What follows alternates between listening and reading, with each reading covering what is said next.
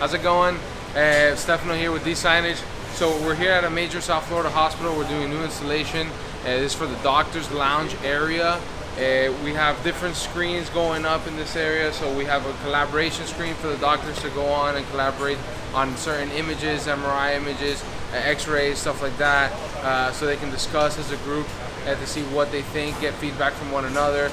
We also have other screens going along here.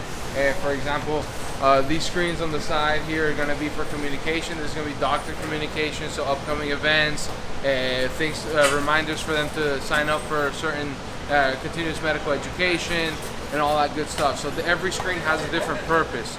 Okay, if we move over here, you'll see as well there's other screens in this area that are going to be for, this is doctors donors, so all the doctors that are donors of the hospital, they'll get recognized here with pictures, testimonials, videos, pictures of the families, success studies on what they've done, as well as a trophy display. These are going to be awards and accolades of the hospital, and there's going to be an interactive 22-inch display here that you can pull up certain awards, see what was recognized for it, who won it, why, when.